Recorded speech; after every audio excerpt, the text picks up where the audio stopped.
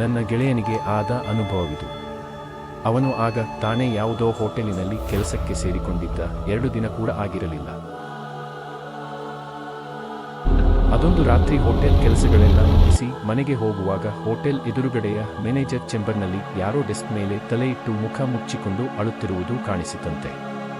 ಇವನು ದೂರದಿಂದಲೇ ಯಾರು ನೀವು, ಏಕೆ ಅಳುತ್ತಿದ್ದೀರಿ ಎಂದು ಕೇಳಿದನಂತೆ. ಒಂದು ಬಾರಿ ಕರೆದಾಗ ಪ್ರತಿಕ್ರಿಯಿಸದ ಅಳುತ್ತಿದ್ದ ವ್ಯಕ್ತಿ ಇನ್ನೊಂದು ಬಾರಿ ಕರೆದಾಗ ಡೆಸ್ಕ್ ಇಂದ ತಲೆ ಎತ್ತಿ ಇವನ ಮುಖವನ್ನು ನೋಡುತ್ತಾ ಅಳುತ್ತಾ ಕೂತನಂತೆ. ಇವನಿಗೆ ವಿಚಿತ್ರವಾಗಿ ಇವನ ಮುಖವನ್ನೇ ನೋಡುತ್ತಾ ಅಳುತ್ತಿದ್ದ ಅವನಿಗೆ ಏನು ಹೇಳಬೇಕೆಂದು ತೋಚದೆ ಡಿಸ್ಟರ್ಬ್ ಮಾಡುವುದು ಬೇಡವೆಂದು ಅಲ್ಲಿಂದ ಹೊರಟು ಹೋದನಂತೆ.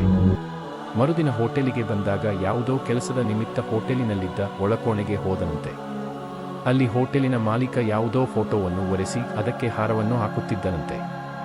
ಮತ್ತೆ ಇವನು ಆ ಫೋಟೋ ಗಮನಿಸಿದಾಗ ಇವನಿಗೆ ಚಳಿ ಜ್ವರ ಹಿಡಿಯುವುದೊಂದೇ ಬಾಕಿ.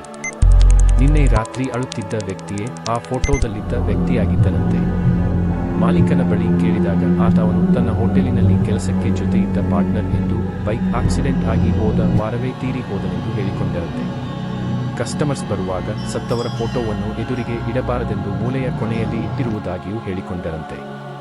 ಸ್ವತಃ ಸತ್ತಿರುವ ವ್ಯಕ್ತಿಯನ್ನು ಕಣ್ಣ ಮುಂದೆ ನೋಡಿದ ಈ ಘಟನೆ ಅವನ ಜೀವನದಲ್ಲಿ ನಡೆದ ಅತ್ಯಂತ ಹಾರರ್ ಅನುಭವ ಎಂದು ನನ್ನ ಬಳಿ ಹೇಳಿಕೊಂಡಿದ್ದನು.